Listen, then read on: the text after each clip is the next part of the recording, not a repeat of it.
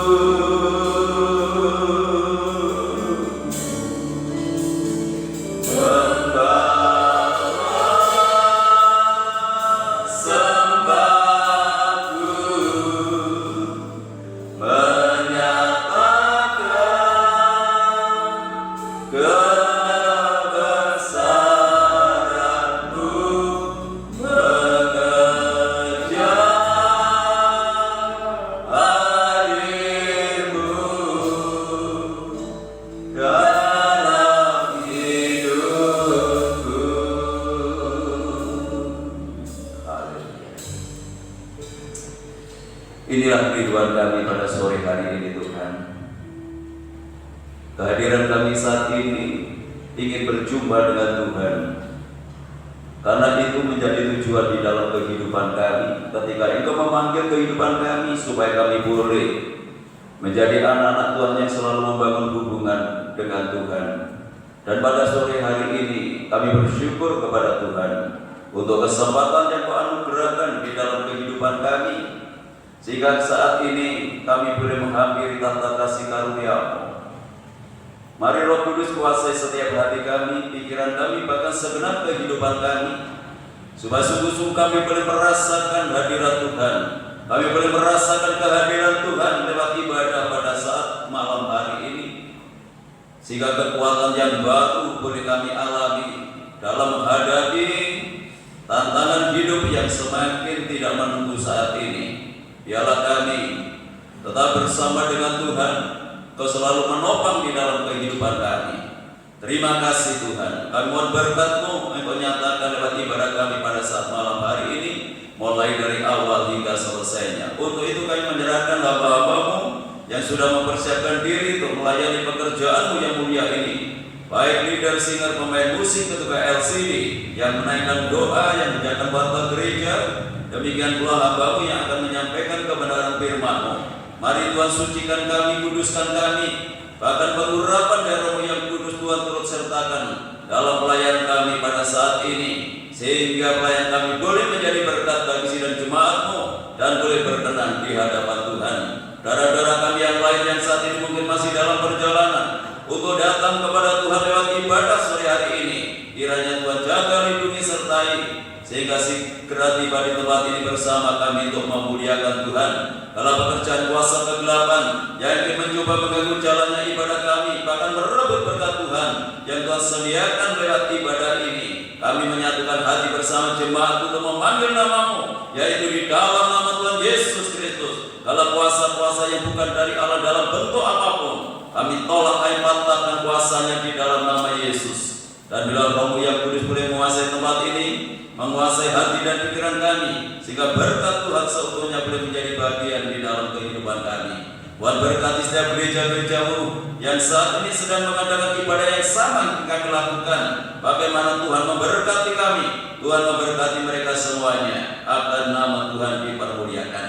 Hanya di dalam nama Tuhan Yesus Kristus Kepala Gereja, kami serahkan segala doa kami buka ibadah kami pada sore hari ini, dan yang siap untuk memuliakan Tuhan, mari bersama kita katakan amin.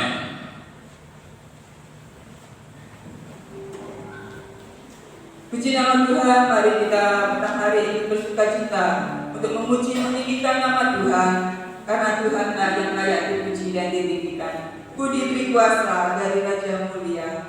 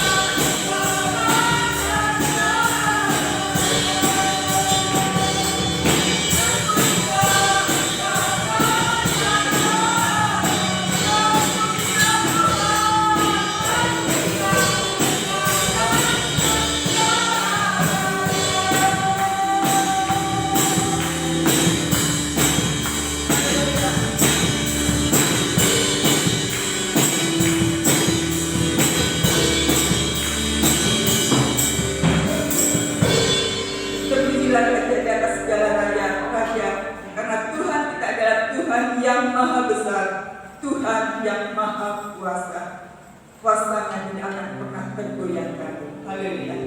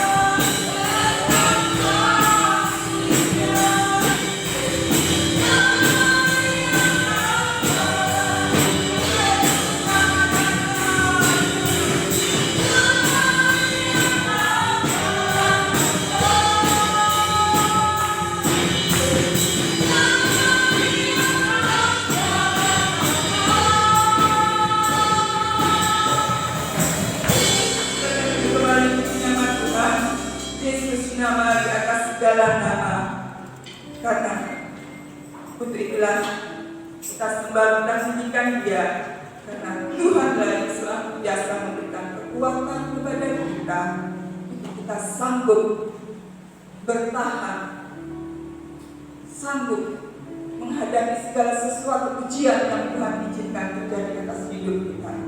Engkaulah Tuhan kekuatanku, Engkaulah kemuliaanku, dan Engkaulah segalanya dalam hidupku. Haleluya. Kita siapkan hati kita bersih firman Tuhan.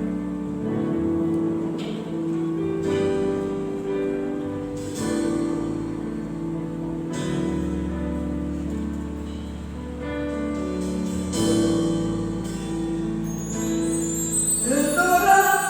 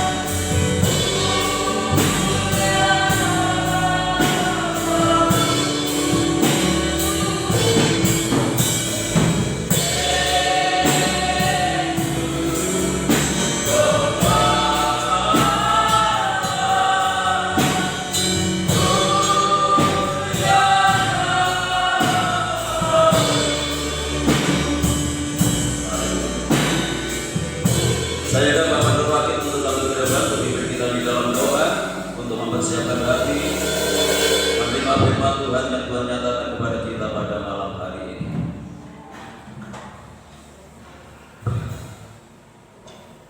Maha besar Bapa kami yang bertakhta di dalam kerajaan surga, Tuhan yang kami sembah di dalam nama Yesus Kristus.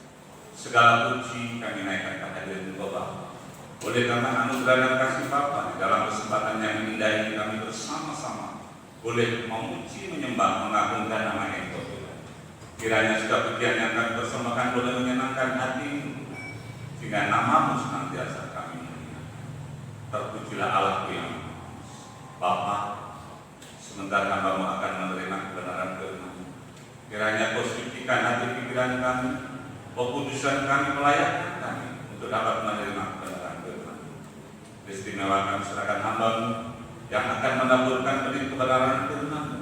Kiranya Kau urapi dengan kuasa Roh Kudus-Mu Bapa. Kiranya Kau bukakan rahasia firman-Mu. Biarlah setiap firman yang kami dengar benar-benar boleh menjadi kekuatan di dalam kehidupan kami, sehingga kami benar-benar boleh pulang membawa berkat yang dari.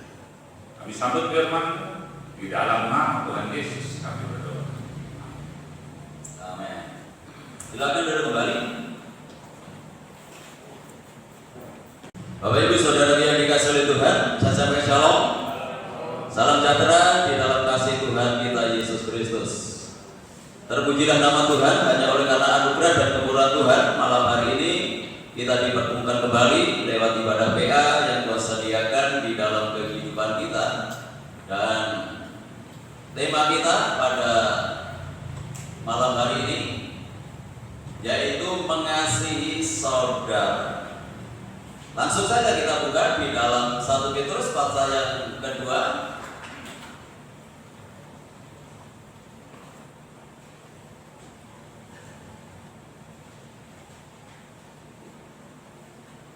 Satu Petrus pasal 2 ayat yang ke-15, 17. Nah,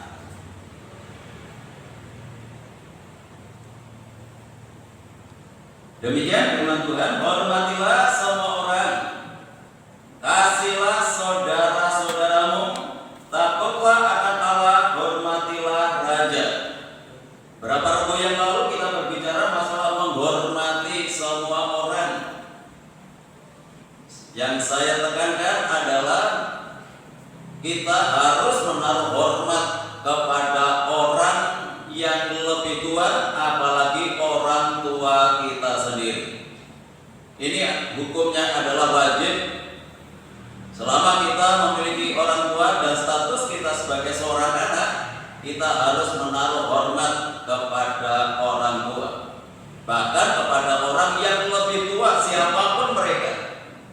Dan ayat ini dikatakan hormatilah semua orang. Dimulai dari kita menghormati orang tua kita sendiri, menghormati orang yang lebih tua, dan baru kita bisa menghormati semua orang. Dan yang kedua, kasihlah saudara-saudaramu. Berbicara masalah kasih, ini adalah kodrat ilahi.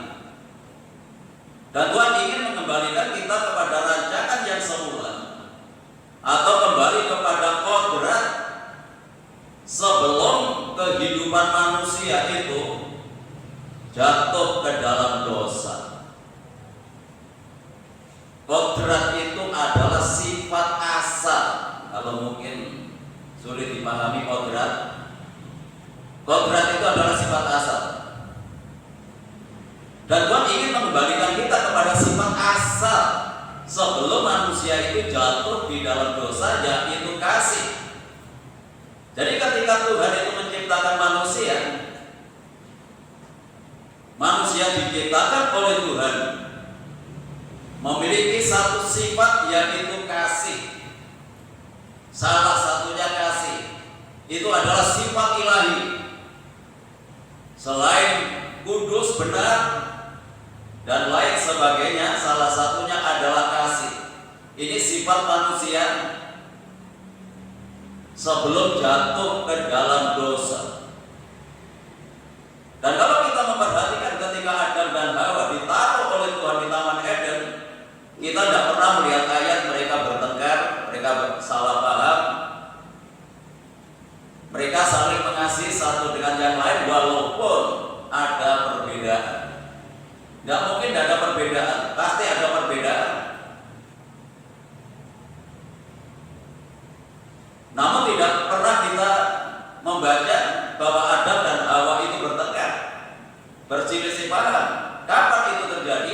Justru ketika manusia itu jatuh ke dalam dosa, ketika dosa itu sudah menguasai kehidupan manusia, maka sudah tidak ada lagi yang namanya saling mengasihi. Mereka mulai bertengkar, mereka mulai menyalahkan. Itu dalam Kejadian pasal yang ketiga. Mulai egoisnya itu nampak dalam pribadi manusia. Mereka tidak mau mengakui kesalahannya, tetapi selalu menyatakan bahwa dirinya benar dan orang lain yang salah. Itu yang ada setelah manusia itu jatuh ke dalam dosa. Ya, ketika Tuhan itu bertanya kepada Adam, mengapa engkau merasa bahwa dirimu itu telanjang? Dia katakan telah diberi makan buah pohon pengetahuan yang baik dan yang jahat oleh Hawa, oleh manusia yang kau tempatkan di sisiku. Jadi Adam sendiri juga tidak mau mengakui bahwa dia turut ambil bagian dalam kesalahan. Demikian pula Hawa juga tidak mau kalah, karena ular penyebabnya. Jadi kalau kita memperhatikan, setelah manusia itu jatuh dalam dosa, mereka tidak ada yang mau mengakui kesalahannya dan merasa bahwa dirinya benar. Dan mulai dari situ dosa itu semakin berkembang. Kasih itu semakin berkurang di antara kehidupan manusia. Bahkan dinubuatkan di dalam akhir zaman kasih itu akan semakin dingin dalam Matius pasal 24. Di tengah-tengah kondisi yang seperti ini, Tuhan ingin memulihkan kehidupan kita. Tuhan ingin mengembalikan kita pada rancangannya yang semula, supaya kita memiliki jiwa yang mengasihi. Memang kasih itu mudah untuk kita bicarakan, tetapi sulit untuk kita wujudkan. Tetapi mau tidak mau, suka atau tidak suka, Tuhan akan membawa kita ke sana. Dan ini harus nyata dalam kehidupan kita, di mana kita harus saling mengasihi di antara saudara kita. Nah, bagaimana kita bisa mengasihi ketika manusia itu sudah ditandai dengan dosa yang sulit untuk bisa mengasihi terhadap sesamanya? Dan ini sudah terbukti. Itu nyata dalam kehidupan kita, sulit ya untuk mengasihi. Tetapi Tuhan ingin memaksa di dalam kehidupan kita supaya kita memiliki hati yang mengasihi kepada saudara-saudara kita. Nah, untuk itu kita perlu dilahirkan kembali. Tidak lagi mengenakan kodrat dosa, tetapi kita akan mengenakan kodrat ilahi ketika kita melalui proses kelahiran baru. Hanya orang yang bisa melewati proses ini yang akan mengenakan kasih ini di dalam kehidupan. Selama orang itu masih dalam kodrat dosa, tidak akan bisa untuk mengasihi. Nah, itu sebabnya perlu proses ini, proses kelahiran baru, supaya kita disebut manusia baru. Lalu lewat apa proses itu? Dilakukan oleh Tuhan lewat firman Tuhan yang akan terus membarui kehidupan kita. Dengan kata lain, Tuhan akan melahirkan kita kembali sehingga kita tidak lagi dilahirkan dalam kodrat dosa, tetapi kita dilahirkan dalam kodrat ilahi, yaitu kasih. Ya, 1 Petrus pasal yang kedua, pertama, kembali kepada 1 Petrus pasal 1.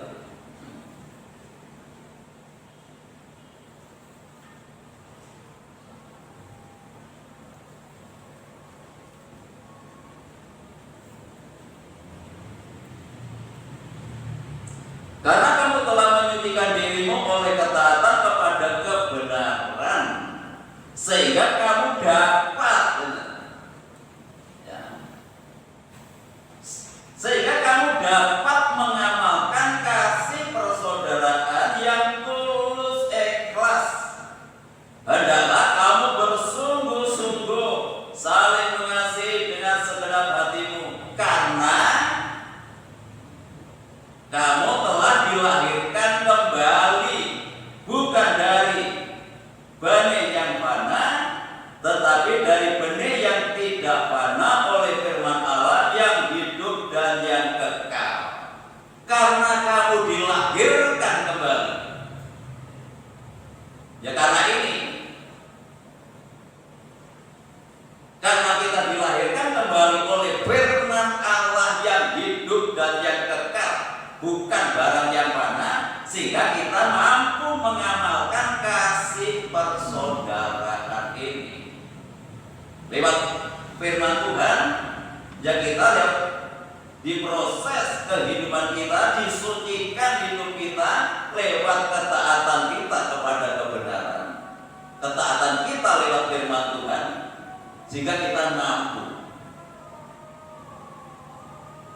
untuk mengamalkan kasih persaudaraan ini dengan tulus ikhlas. Artinya tidak ada tendensi apa-apa, apalagi mengasihi, dibalik mengasihi untuk mencari keuntungan. Kasih yang tulus ikhlas tidak seperti ini. Dia mengasihi, yang mengasihi dengan ketulusan hatinya. Bukan ada tendensi di balik mengasihi ada sesuatu yang ingin dia dapatkan. Ya, itu bukan kasih yang tulus ikhlas.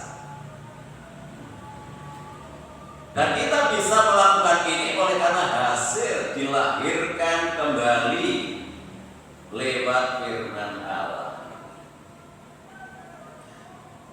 Lewat firman Allah kita dilahirkan kembali. Kita disucikan. Dengan bahasa lain kita disucikan, ya, oleh karena ketaatan. Ya kita harus taat terhadap firman Tuhan, itu yang menyucikan kehidupan kita. Jadi setiap kebenaran yang Tuhan nyatakan dalam hidup kita itu menyucikan, menguduskan, membersihkan hidup kita dari pikiran-pikiran tentu yang tidak berkenan kepada Tuhan. Oleh kekuatan firman inilah kita bisa mengamalkan kasih persaudaraan. Luar biasa. Kalau ini nyata dalam kehidupan kita. Bapak Ibu yang dikasihi oleh Tuhan, ada pepatah mengatakan bersatu kita teguh. Mengapa bersatu? Ya karena mengasihi. Kalau orang mengasihi itu pasti bersatu. Kalau bercerai kita akan runtuh. Jangan pakai istilah dunia. Bersatu teguh, bercerai tinggal lagi. Enggak boleh. Itu kalau dunia seperti itu. Ya bersatu kita akan teguh, kita akan kuat. Oleh karena kasih ini yang membuat kita itu bisa bersatu. Luar biasa. Kasih itu akan mempererat hubungan kita. Ya karena kita memang dilahirkan oleh karena kasih. Ya kasih Kristus yang melahirkan kehidupan kita, walaupun kita memiliki latar belakang yang berbeda, tempat tinggal yang berbeda, garis keturunan yang berbeda, status sosial yang berbeda, pendidikan yang berbeda. Tetapi ketika kita ada di dalam Kristus, seharusnya kita harus menjadi satu yang didasari dengan kasih ini.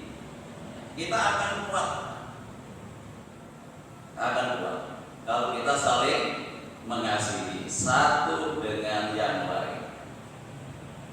Ya, segala sesuatu yang kita kerjakan itu pasti akan terlaksana ketika kita itu menjadi anak Tuhan yang bersatu.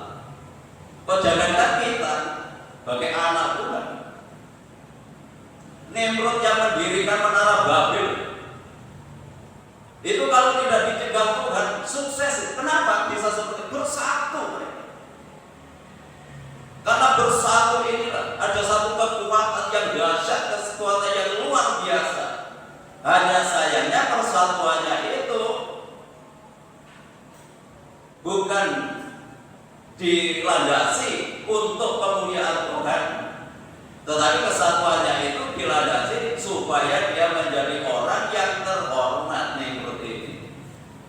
Tetapi sebenarnya luar biasa. Kalau nggak didikan Tuhan, menara Babel itu bisa berdiri. Alkitab mengatakan sampai ke ujung langit.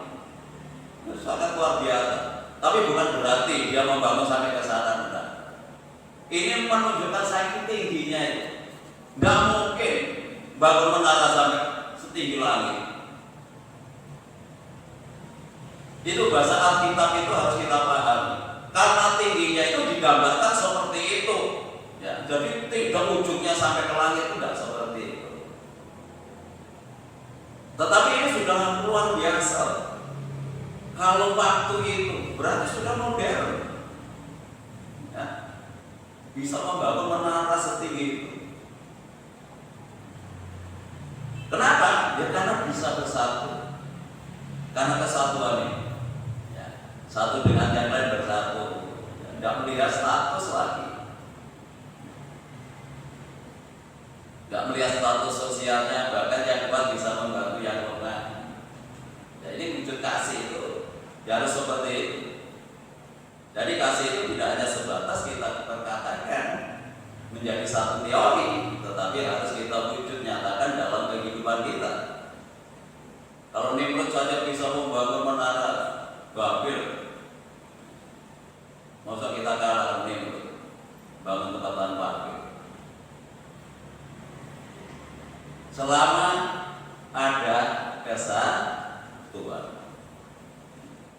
Coba kita memiliki visi yang sama, tujuan yang sama. Tidak ada sesuatu yang nggak bisa kita selesaikan.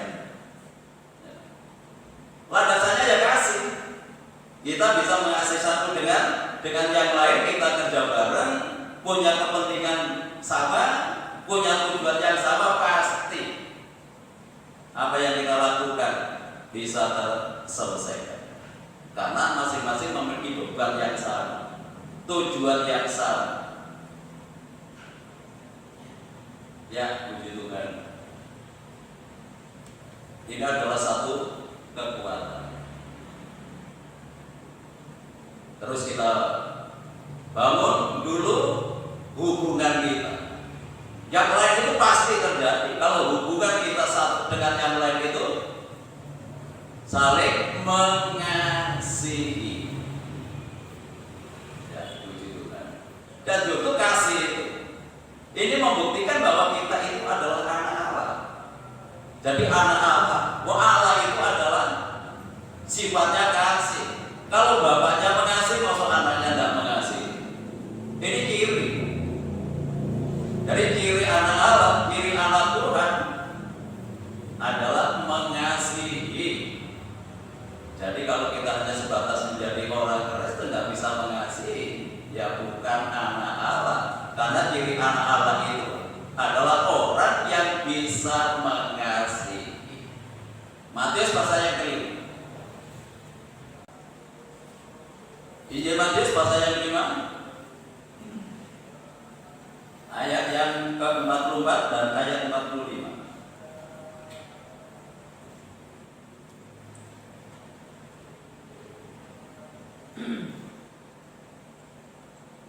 Tetapi aku berkata kepadamu, kasihilah musuhmu dan berdoalah bagi mereka yang menganiaya kamu. Karena demikian kamu menjadi anak-anak Bapamu. Jadi anak-anak Bapa, menjadi anak-anak Allah. Ya, yang di surga, yang menerbitkan matahari bagi orang yang jahat dan orang yang baik, dan menurunkan hujan bagi orang yang benar dan orang yang tidak benar.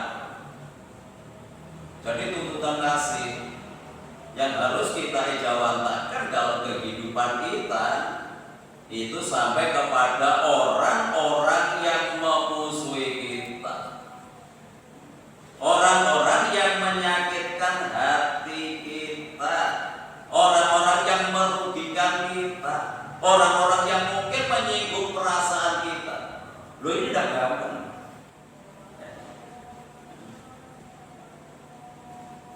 Yang gampang itu ketika orang lain mengasihi kita, baru kita bisa mengasihi.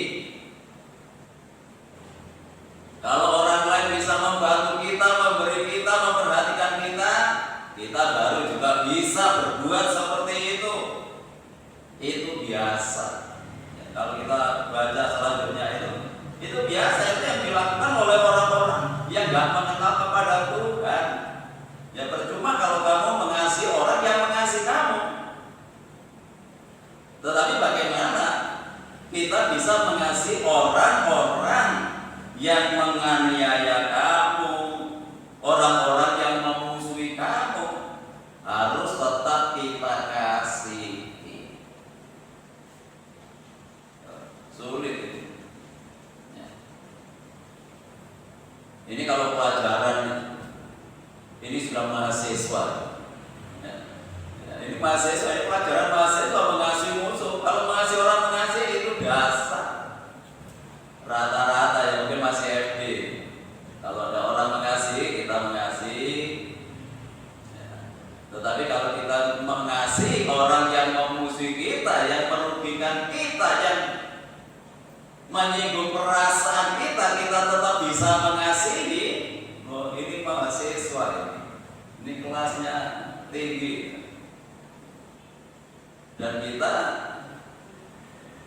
dibawa Tuhan sampai ke sana, dan nanti dinyatakan kita kumlot tidak hanya sebatas lulus, tetapi sampai punya nilai kumlot. Puji Tuhan. Nah, untuk itu kita perlu terus belajar. Kita perlu belajar terus. Belajar di sekolah ada batasan waktu, tetapi belajar kehidupan itu seumur hidup. Jadi selama ada kehidupan kita terus belajar. Apalagi pelajarannya pada malam hari ini adalah kasih. Sampai di surga. Jadi masalah kasih itu tidak hanya kita terapkan, kita kenakan ketika kita ada di dalam dunia ini, tetapi sampai kita bawa ke surga. Segala sesuatu yang ada di dalam dunia ini akan lenyap. Hanya kasih ini yang dekat. Sampai kita di surga pun tetap kita kenakan kasih ini. Tidak ada tukaran lagi. Ya, di sana. Kalau di sini masih banyak tukaran, masih banyak berselisih paham, tersinggung. Nanti sudah tidak ada. Nah, untuk itu kita belajar terus, diasah terus, sampai kasih ilahi itu nyata di dalam kehidupan kita. Dan sebelum kita bisa mengasihi orang lain, saudara-saudara kita, kasih itu harus dimulai dari keluarga dulu. Seringkali dalam keluarga itu juga sudah banyak keluarga-keluarga yang kehilangan kasih. Ya mungkin karena perkataannya yang menyinggung, ya mungkin karena tindakannya yang tidak menyenangkan, sehingga hubungan keluarga itu sudah tidak harmonis lagi. Harus dimulai dari keluarga dulu. Efesus, Titus pasal yang kedua.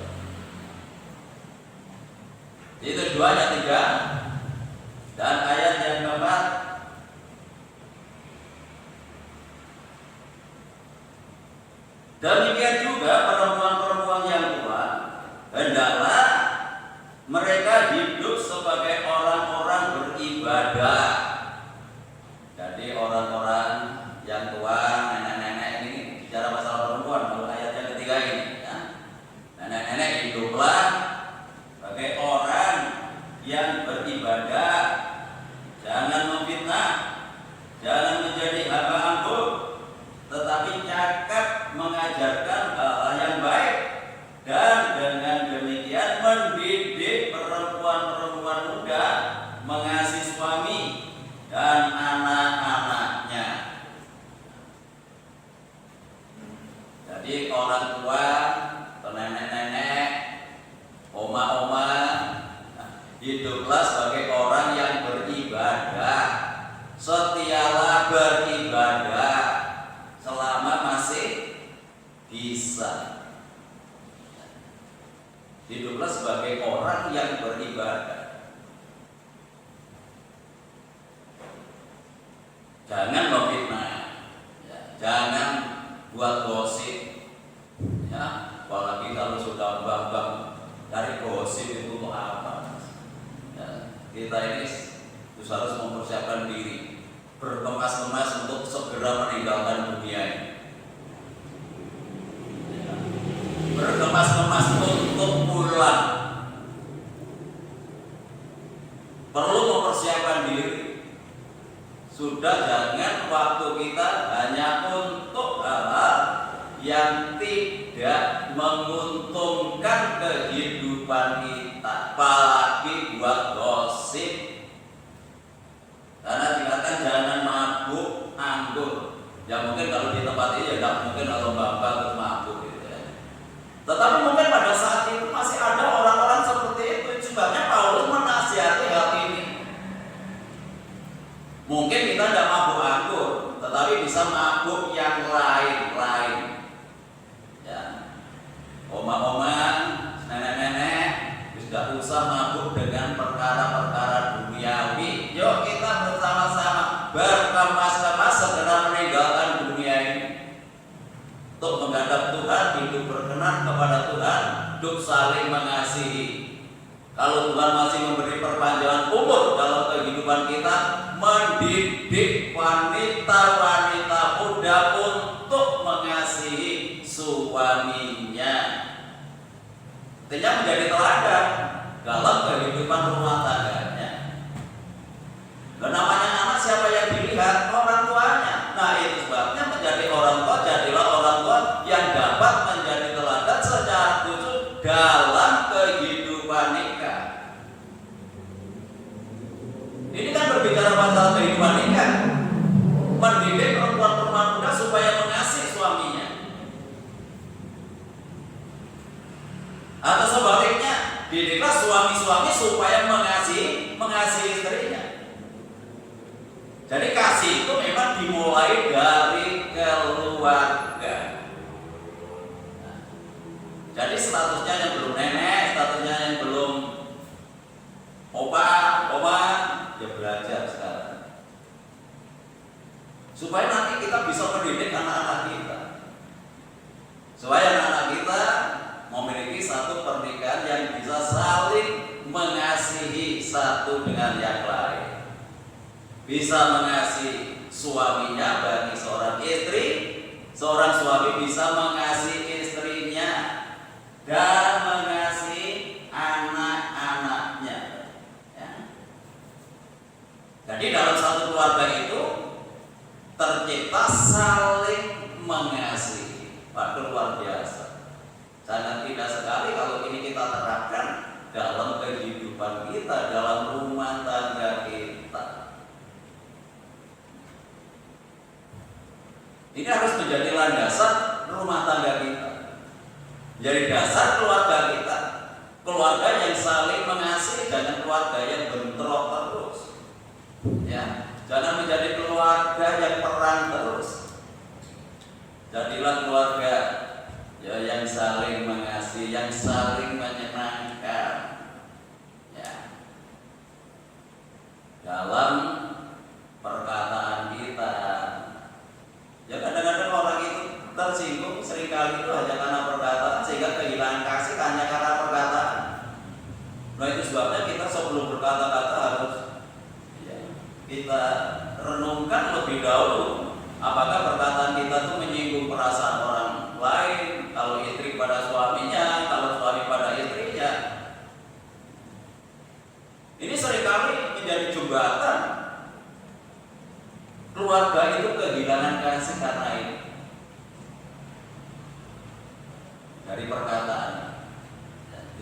perlu kita jaga ya perkataan kita supaya tidak menyinggung anggota keluarga kita. Mengerikan kalau kita melihat keluarga-keluarga hari-hari ini. Sebenarnya Tuhan menciptakan keluarga itu kan supaya saling mengasihi, ya, saling melengkapi. Karena masing-masing orang itu ada kekurangannya dalam hidupnya. Justru karena ketidaksempurnaan ini disatukan supaya menjadi sempurna, bisa saling melengkapi kekurangannya satu dengan yang lain. Ya, puji Tuhan. Ini bisa terjadi ya kalau kita mengenakan sifat asal kita sebelum jatuh ke dalam dosa. Manusia sebelum jatuh ke dalam dosa, ya, yaitu kasih. Ya, biarlah ini tidak hanya menjadi teori, tetapi marilah kita terapkan dalam kehidupan kita, dalam rumah tangga kita, dalam keluarga kita yang saling mengasihi. Sangat indah sekali ya, kalau ada kesatuan, itu sangat elok, itu sangat indah. Itu kalau di dalam Mazmur pasal 133, data saya catat di sana, tapi dibaca saja, perlu dibaca. Kalau data catat, sangat indah, sangat elok.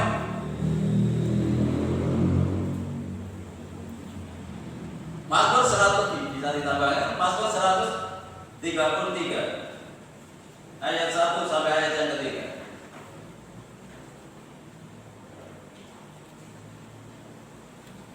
Sungguh alangkah baiknya dan indahnya apabila saudara-saudara diam bersama-sama dengan rukun. Mengapa bisa rukun? Kalau saling mengasihi. Dan mungkin bisa rukun kalau tidak saling mengasihi.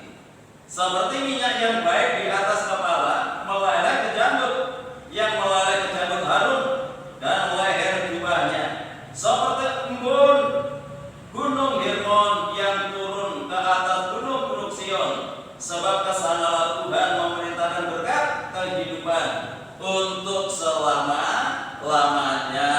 Luar biasa ya. Sungguh alangkah baiknya dan indah ya, apabila saudara-saudara diam bersama dengan rukun. Kalau keluarga duduk bareng ya, itu sangat elok, sangat indah dipandang ya. Bisa saling mengungkapkan ya yang ada di dalam hatinya. Tapi keluarga-keluarga sekarang ini walaupun duduk bareng nyekel HP dewe-dewe, tidak ngomong-ngomong, tidak bicara satu dengan yang lain, justru malah berbicara dengan orang lain. Ini aneh. Kita harus mengambil waktu khusus, harus tinggalkan HP sesaat untuk membangun keluarga. Loh, kalau kita nuruti HP terus, tidak akan pernah bisa komunikasi suami istri, orang tua dengan anak. Yuk kadang-kadang ya keluarga bareng di Tretes ya, atau ke Batu. Di sana kumpul, tapi omong-omongannya bukan dengan keluarganya, tetapi justru dengan orang lain. Lo aneh. Ya, daripada begitu jauh-jauh tidak omah. Ya, tujuannya keluar itu kan supaya bangun hubungan rumah tangga keluarga. Ya kita bangun ya, rumah tangga kita, keluarga kita, supaya ada kerukunan. Kalau didasari dengan kasih, tidak mungkin orang bisa rukun kalau tidak ada kasih. Kenapa bisa rukun? Karena saling mengasihi. Firman Tuhan katakan sungguh, ini tidak main-main. Kita mengatakan sungguh alangkah baiknya dan indahnya. Saudara kalau melihat sesuatu yang indah, kalau saudara melihat melihat sesuatu yang baik tentu tertarik. Orang lain bisa tertarik ketika melihat rumah tangga keluarga kita. Kita bangun dalam kasih, ya, yang menciptakan kerukunan di antara keluarga ini sangat elok, sangat indah. Tidak hanya manusia yang mengatakan tidak, Tuhan sangat tertarik. Lalu apa? Memerintahkan berkat. Berkatnya tidak usah dicari, Tuhan perintahkan. Tuhan perintahkan berkat kehidupan untuk selamanya, bukan sebulan, 2 bulan, bukan setahun, 2 tahun, selamanya. Tuhan akan mengalirkan berkatnya dalam kehidupan kita. Ini kalau berbicara masa keluarga, dan ini sangat penting keluarga ini poros kehidupan keluarga ini. Kalau keluarganya sudah gak jalan, terus kasihan anak-anak gak bisa menikmati kehidupan yang sesungguhnya. Jadi memang rumah tangga keluarga itu tidak mudah. Tetapi kalau kita ini sudah mengenal kebenaran sekian lama, ya harus kita wujudkan. Setiap kebenaran yang kita terima selama ini harus kita jawabkan dalam satu tindakan yang nyata dalam hidup kita. Selama ini kita digembleng, selama ini kita dibentuk, selama ini kita diperbaiki. Kalau tidak berubahnya kebangetan. Puji Tuhan. Walaupun di tengah-tengah kondisi yang sulit bagi kita, bagi Tuhan tidak sulit untuk memerintahkan berkatnya dalam kehidupan kita. Demikian pula kalau gereja ini jemaat dalam bersatu, Tuhan akan alirkan berkat, bangunan ini bisa terselesaikan. Itu sebabnya mari kita bangun kebersamaan ini, kita landasi dengan kasih. Tuhan Yesus memberkati kita malam hari ini.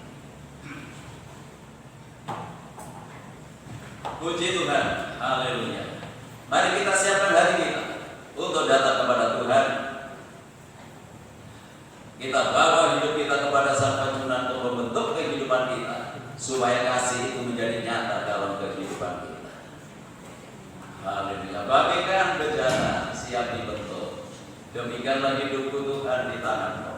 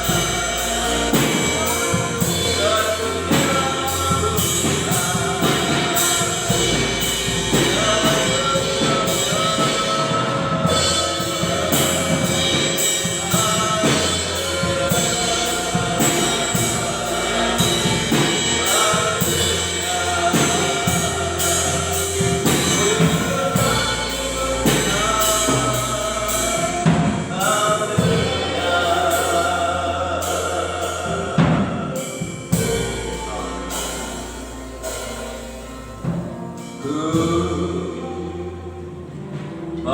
sepertimu, Yesus. Saya undang Bapak Aris untuk tampil ke depan untuk pimpin kita di dalam doa.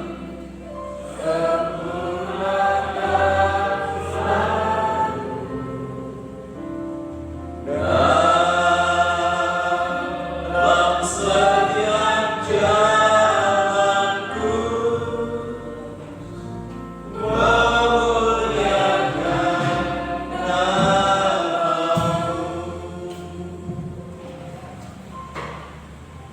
namamu. Terima kasih Bapak, terima kasih Yesus. Bahwa Engkau telah memberikan teladan kepada kami, teladan kasih Tuhan. Oleh karena kasih Tuhan, oleh karena kemurahan atas hidup kami boleh diselamatkan.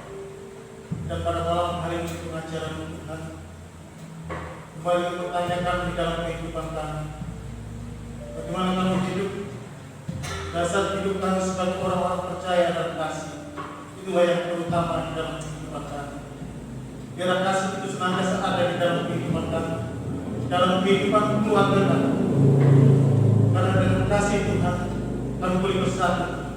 Seperti Tuhan, mana kami hidup untuk menyelesaikan satu misi, satu pekerjaan yang besar. Ketika kami saling mengasihi, di sana timbul persatuan. Dan dengan bersatu Tuhan, kami boleh menyelesaikan segala sesuatu. Terima kasih buat pengajaran pada malam hari ini. Biar kuasa Tuhan sendiri Tuhan yang akan menyempurnakan pengajaran di dalam kehidupan kami, supaya benar-benar Tuhan pengajaran pada malam hari ini tidak cukup kami dengar, tapi kami praktekkan di dalam kehidupan kami demi kemuliaan dan kebesaran nama.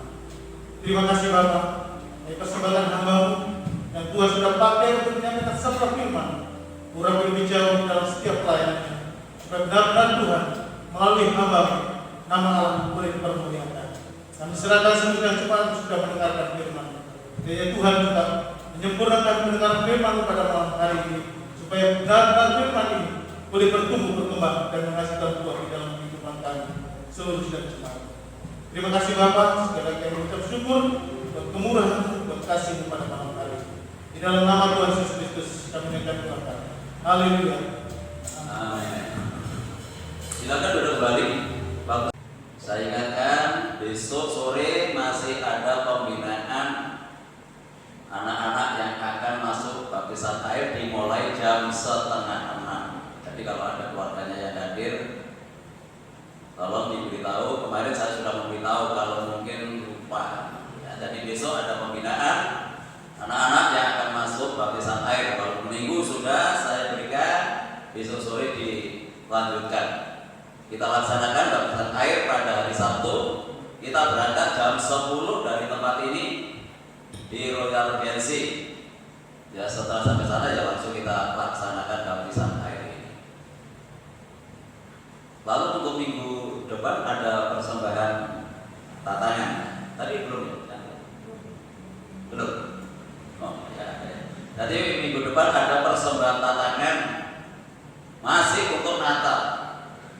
Tetapi nanti kalau dana Natal itu sisa, ya kita alokasikan untuk pembangunan ini. Kita pusatkan untuk pembangunan ini kalau sisa.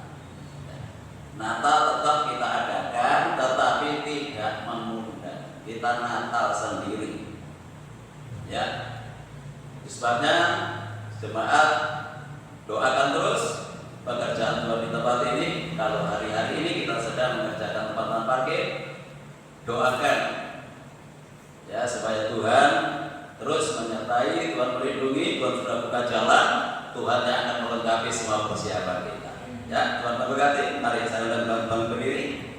Kita akhiri ibadah kita malam hari dengan pujian Tuhan dan sebab anugerah. Anugerah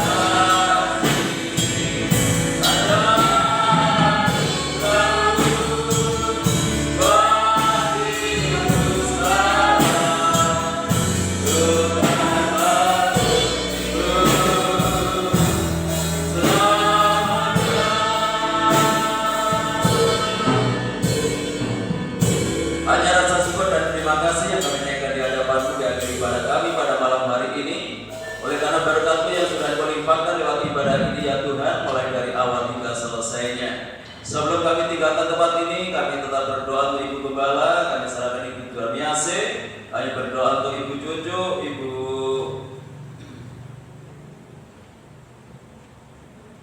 kami yang lain yang sakit saat ini. Ke dalam tangan-Mu kami percaya kuasa Tuhan tidak terlambat untuk memberikan pertolongan bagi Bapak Ibu yang masih bergumul dengan kondisi kesehatannya. Untuk itu kami menyatukan hati bersama jemaat-Mu. Marilah Tuhan, ulurkan tangan kuasa-Mu jamah mereka yang sakit di dalam nama Yesus Kristus. Yang sakit disembuhkan, yang sakit dipulihkan. Kuasa belut Tuhan Yesus sanggup memberikan pertolongan. Bapak Ibu kami yang sudah berusia lanjut, biarlah Tuhan tetap anugerahi dengan kekuatan dan kesehatan. Kami serahkan perbaikan pemetaan parkir yang sudah dimulai kemarin ke dalam tangan-Mu. Engkau sudah membuka jalan. Kami percaya Tuhan akan terus memimpin, Tuhan terus akan melindungi dan akan melengkapi segala persiapan yang kami lakukan. Karena semua ini kami kerjakan hanya untuk kemuliaan Tuhan. Kami serahkan untuk hamba-hamba-Mu yang sudah melayani pekerjaan-Mu malam hari ini, kiranya Tuhan memberkati mereka semuanya, bahkan semakin memperindah pelayanannya di hari-hari yang akan datang. Tuhan berkati lingkungan kami, kota kami, bangsa dan negara kami, dengan ketenangan, kedamaian dan kesejahteraan. Bapak Presiden bersama wakil dan jajarannya, demikian pula pemerintah yang ada di daerah, supaya ada kerjasama yang baik untuk membawa bangsa ini ke arah yang lebih baik lagi. Kami serahkan tim medis TNI Polri maupun para sukarelawan yang menangani langsung orang-orang yang terdampak COVID-19. Tuhan, Engkau campur tangan di dalam proses pemulihannya, agar semakin banyak orang yang disembuhkan dan tidak ada lagi penularan di tengah-tengah bangsa dan negara kami. Kami berdoa untuk setiap masyarakat supaya memperhatikan protokol kesehatan ketika melakukan segala aktivitasnya. Pada akhirnya kami serahkan seluruh jemaat-Mu ke dalam tangan-Mu, baik yang hadir pada malam ini maupun yang tidak hadir, baik yang ada di dalam kota maupun yang ada di luar kota. Tuhan tetap jaga, lindungi serta tuntun dan bimbing mereka, Tuhan tetap hidup di dalam kekudusan dan kebenaran. Jadikan jemaat-Mu jemaat yang setia dan mengasihi kepada Tuhan. Rumah tangga, keluarga, kehidupan nikahnya Tuhan berkati dengan ketenangan, kedamaian dan kesejahteraan. Kalau usaha pekerjaan bukan tanggung jawab yang mereka lakukan, Tuhan Engkau berkati, buatlah mereka berhasil dan beruntung. Peliharakan seluruh jemaat dalam kasih-Mu, sehingga tidak ada rumah tangga yang hidup di dalam kekurangan. Anak-anak yang masih duduk di bangku sekolah mulai dari playgroup sampai perguruan tinggi, berkatilah mereka dengan kecerdasan dan kearifan. Jadikan anak-anak yang bertanggung jawab disiplin dalam pembelajarannya, dan menjadi anak-anak yang berprestasi dalam akademisnya maupun non-akademisnya. Terima kasih Tuhan bagi jemaat-Nya yang sudah memberikan persembahannya, sudah mengembalikan perpuluhannya. Tuhan kembalikan berkat-Mu berlipat kali ganda sesuai dengan janji firman-Mu. Sebentar lagi kami akan tinggalkan tempat ini kembali ke rumah kami masing-masing. Biarlah Tuhan tetap menjaga, melindungi, menyertai kami. Tiba di rumah dengan selamat, tidak kekurangan sesuatu apapun. Kembalikan kami dalam kegiatan ibadah yang akan datang dalam keadaan yang lebih baik dari malam hari ini. Bapak Ibu Saudaraku yang dikasihi oleh Tuhan, sekarang pulanglah dan terimalah berkat damai sejahtera dari Allah Bapa, kasih karunia-Nya dari Tuhan Yesus Kristus, dan dewan persekutuan Roh-Nya yang kudus menyertai dan memberkati kita mulai malam ini sampai Maranatha, Tuhan Yesus datang kembali. Dalam nama Tuhan Yesus kami berdoa dan ucap syukur. Yang diberkati Tuhan, mari bersama kita katakan amin.